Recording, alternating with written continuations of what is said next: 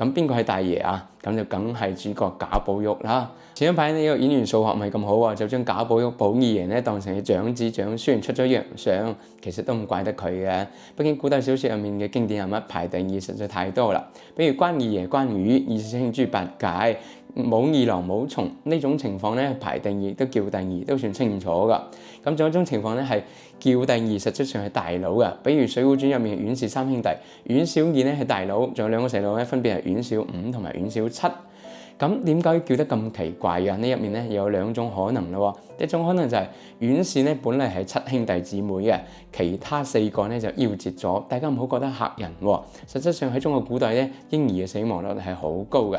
第二種情況咧就係按家族排行嚟叫。阮小二咧雖然係三兄弟入面係大佬，但係同家族咧有一個大過佢嘅，所以就要叫佢小二啦。喺《紅樓夢》都出現過，比如榮國府賈赦嘅長子賈璉就俾人叫做賈二爺啦。呢種情況咧應該就係將寧國府嘅賈珍都計埋入去嘅，所以都好難怪人哋搞錯。畢竟賈璉都叫做二爺啦，咁邊個係大爺啊？咁就梗係主角賈寶玉啦。好啦，呢期就到呢度，歡迎下期再見啦，拜拜。